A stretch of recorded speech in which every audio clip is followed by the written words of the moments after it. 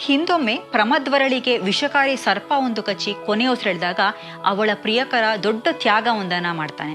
ಅವರಿಬ್ಬರ ಪ್ರೇಮ ಕಥೆ ಇಡೀ ಜಗತ್ತಿಗೆ ಮಾದರಿಯಾಯಿತು. ಇಷ್ಟಕ್ಕೂ ಯಾರೀ ಪ್ರಮದ್ವರ? ಅವಳ ಪ್ರಿಯಕರ ಮಾಡಿದ ತ್ಯಾಗ ಆದ್ರೂ ಏನು? ಈ ಎಲ್ಲದರ ಹಿಂದೆ ಕುತೂಹಲ ಭರಿತ ಹಿನ್ನೆಲೆ ಹೊಂದಿದೆ. ಭೃಗು ಮಹರ್ಷಿಗಳ ವಂಶಸ್ಥರು ರೂರು ಅನ್ನೋ ಮಹರ್ಷಿಗಳಿದ್ರು. ಪ್ರಮತಿ ಹಾಗೇನೆ ಘೃತಾಚಿಯರ ಪುತ್ರನಾಗಿದ್ದ ಅವರು ಚಿಕ್ಕ ವಯಸ್ಸಿಗೆ ಅಪಾರ ಜ್ಞಾನವನ್ನ ಹೊಂದಿದ್ರು. ಬುದ್ಧಿವಂತರು, ಗುಣವಂತರು, ಹಾಗೇನೆ ತುಂಬಾ ಸುಂದರವಾಗಿದ್ರು. ಒಮ್ಮೆ ಪ್ರಮದ್ವರ ಅನ್ನೋ ಸುಂದರ ಯುವತಿನ ಕಂಡು ರೂರು ಮಹರ್ಷಿಗಳಿಗೆ ಪ್ರೇಮಾಂಕುರವಾಯಿತು. ಪ್ರಮದ್ವರ ಋಷಿ ಸ್ಥೂಲಕೇಶು ಅವರ ಮಗಳು ಅತ್ಯಂತ ಸೌಂದರ್ಯವತಿ ಹಾಗೇನೆ ಒಳ್ಳೆ ಗುಣಗಳನ್ನ ಹೊಂದಿದ್ಲು. ಹೇಗಾದ್ರೂ ಮಾಡಿ ಅವಳನ್ನೇ ಮದುವೆ ಆಗ್ಬೇಕು ಅಂತ ರೂರು ಮಹರ್ಷಿಗಳು ಅವಳ ತಂದೆ ಯಾರು ಅಂತ ಪತ್ತೆ ಮಾಡಿ ವಿವಾಹದ ವಿಚಾರ ಪ್ರಸ್ತಾಪವನ್ನ ಮಾಡ್ತಾರೆ.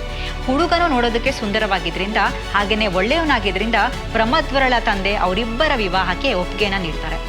ಆಕೆ ಮನಸ್ಸಿನಲ್ಲೂ ರೂರು ಮಹರ್ಷಿಗಳ ಮೇಲೆ ಪ್ರೀತಿ ಬೆಳೀತು.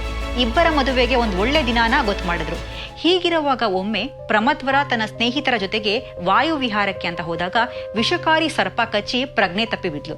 ಕೂಡ್ಲೇ ವಿಚಾರ ರೂರು ಮಹರ್ಷಿಗೆ ತಿಳಿಸಿದ್ರು. ಅವರು ಆತಂಕದಲ್ಲಿ ಓಡೋಡಿ ಬಂದ್ರು. ಆದ್ರೆ ಅಷ್ಟರಲ್ಲಿ ಆಕೆಗೆ ಜೀವ ಹೋಗಿತ್ತು. ತನ್ನ ಪ್ರಿಯತಮೆನ ನೋಡಿ ಕಂಗಾಲಾದ್ರು. ಅತೀವ ಬೇಸರದಲ್ಲಿ ಜೋರಾಗಿ ಅತ್ತು ರೋಧಿಸಿದ್ರು. ಎಷ್ಟು ಹೊತ್ತಾದ್ರೂ ಅವರ ಆಕ್ರಂದನ ನಿಲ್ಲದಿದ್ದಾಗ ದೇವದೂತನೊಬ್ಬ ಪ್ರತ್ಯಕ್ಷ ಆದ. ಹುಟ್ಟು ಸಾವು ಯಾರಿಗೂ ಬಿಟ್ಟಿದ್ದಲ್ಲ, ಯಾವುದು ಹೇಳಿ ಕೇಳಿ ಬರುವಂತದ್ದಲ್ಲ ಅಂತ ಸಮಾಧಾನ ಮಾಡಲು ಪ್ರಯತ್ನಿಸಿದ. ಆದರೆ ರೂರು ಮಹರ್ಷಿ ಅವನ ಯಾವ ಮಾತನ್ನು ಕೇಳೋ ಪರಿಸ್ಥಿತಿನಲ್ಲಿ ಇರಲಿಲ್ಲ. ತನ್ನ ಪ್ರೇಯಸಿನ ಮತ್ತೆ ಬದುಕಿಸಿ ಅಂತ ಪಟ್ಟು ಹಿಡ್ದ. ಅವನ ಹಠ ಕಂಡು ದೇವದೂತನಿಗೂ ಕರುಣೆ ಬಂತು. ಆಗ ನಿನಗಿರೋ ಆಯಸ್ಸಲ್ಲಿ ಅರ್ಧದಷ್ಟು ಅವಳಿಗೆ ನೀಡೋದಾದ್ರೆ ನಾನು ಅವಳನ್ನ ಮತ್ತೆ ಬದುಕಿಸ್ತೀನಿ ಅಂದ. ತನ್ನ ಜೀವಿತಾವಧಿ ಚಿಕ್ಕದಾದ್ರೂ ಸರಿ, ಅವಳು ನನ್ನ ಜೊತೆಗಿರಬೇಕು ಅಂತ ತನ್ನ ಒಟ್ಟು ಆಯಸ್ಸಲ್ಲಿ ಅರ್ಧದಷ್ಟು ನೀಡೋದಾಗಿ ಒಪ್ಪಿಗೆಯನ್ನ ಕೊಟ್ಟ. ಕೂಡಲೇ ದೇವದೂತ ಪ್ರಮದ್ವರಳಿಗೆ ಜೀವ ಬರೋ ಹಾಗೆ ಮಾಡ್ದ.